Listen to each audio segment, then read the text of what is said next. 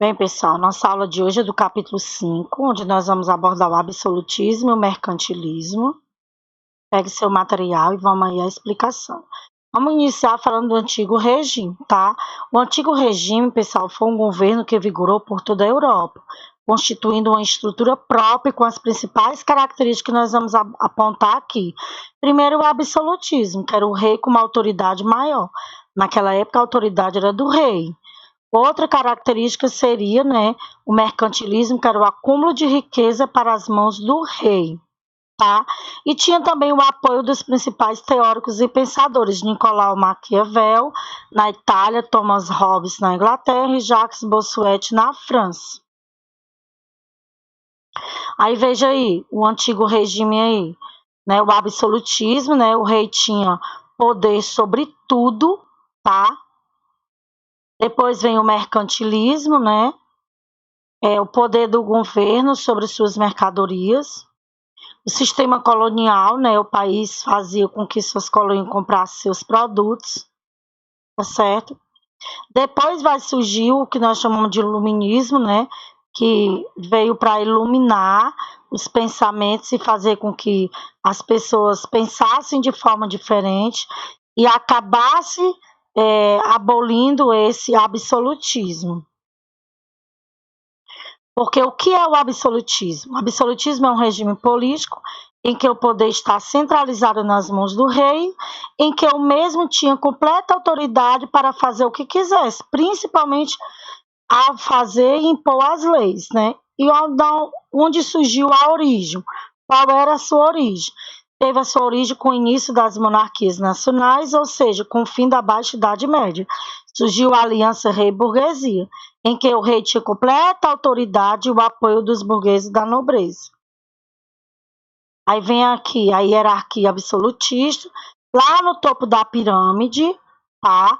Vem o rei, depois o clero, a nobreza, a burguesia, os comerciantes, os artesãos e os camponeses. Então, a classe pobre, né, a classe que era dominada, eram os camponeses, aqueles que não tinham direito a nada, os menos desfavorecidos.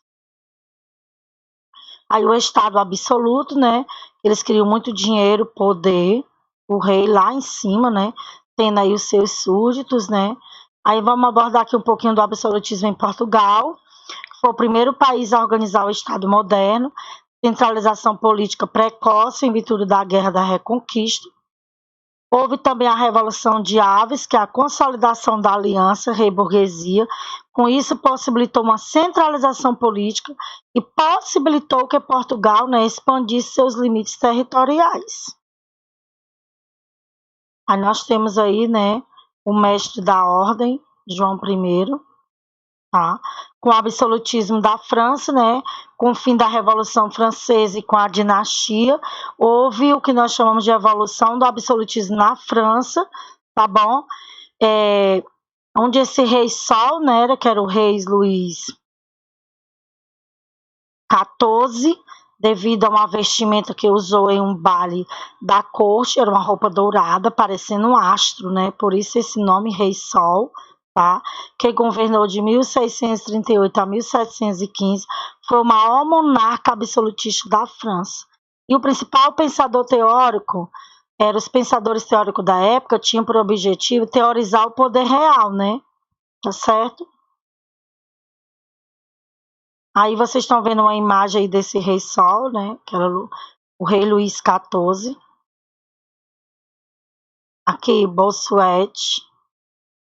Aí veio um absolutismo na França, que teve início após a Guerra das Duas Rosas, que foi uma luta travada pelas famílias Lancaster e York, né, que queriam assumir o reinado da Inglaterra, e que, por fim, Henrique Tutor, apoiado pela burguesia, né, assume esse reinado.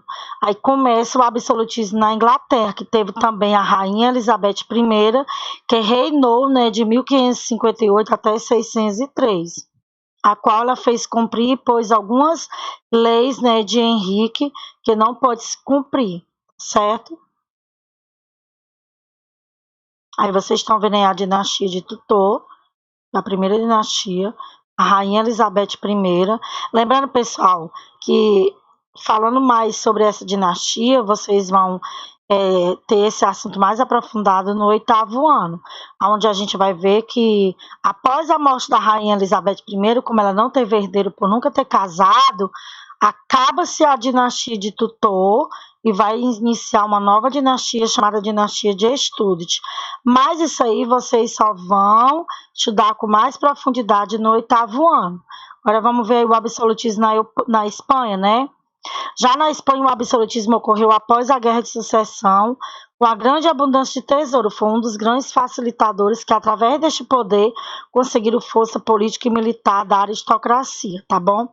Assim, os metais do Novo Mundo estavam concentrados na mão dos espanhóis, tá certo? Que seria uma fase do mercantilismo, que eles tiveram grande evolução, impulsionados principalmente pelo absolutismo. Vocês veem aí, né, a imagem de Fernando e de Isabel na Espanha. Fernando, o estado do absolutismo, né, o mercantilismo, que era a principal base do absolutismo, porque eles tinham características que era o acúmulo de metais preciosos. A burguesia, os nobres, o clero dava tanto apoio ao rei, que a submissão dos camponeses e artesãos acumulava metais preciosos, ou seja, riquezas. E os fatores seriam porque os camponeses e o artesão financiavam os impostos para custear as festas e os luxos da corte. Aí veja aí, né, o mercantilismo. Reforçar o poder do Estado, tinha o metalismo, a balança comercial favorável, tá? Aí esse governo absolutista, né, houve a criação de um exército nacional como instrumento principal de centralização política. Houve também o controle legislativo, né, com todas as decisões do rei, e o controle sobre a justiça, criação da Tribunal Real, e também o controle sobre as finanças, havendo uma intervenção na economia. Aí houve uma reforma religiosa, que passou a ser um forte elemento para os poderosos que queriam controlar a igreja, para que o rei fosse autoridade absoluta, tá bom? Assim os reis também poderiam controlar os súditos da igreja. Aí o clero pregava o poder real, né? Tá entendendo? Através de Deus, da divindade, que as pessoas... para que as pessoas não entrassem em conflito, né? Porque a igreja dominava, mas houve um período em que a igreja perde esse domínio, justamente no período que vai anteceder o que nós chamamos de iluminismo, tá bom? Aí vem a questão da escolástica, que é a razão que predomina sobre a fé, tá certo? Porque agora, com o movimento iluminista, que eles defendiam um pensamento mais racional, não justificado pela fé, mas agora pela ciência, pela razão, é isso que vai acontecer quando entra o iluminismo nesse período aqui. Aí falando do mercantilismo, foi uma política econômica de acúmulo de metais preciosos, tá? Por que é chamado de capitalismo comercial? Pois à medida que o lucro se acumulava na circulação das mercadorias, havia ênfase política mercantilista, tá bom? Que era a agricultura e a indústria, né? Qual seria o objetivo dessa política? Eles queriam promover a força do Estado e com isso incrementar, né, a riqueza da burguesia. Aí houve o metalismo, né?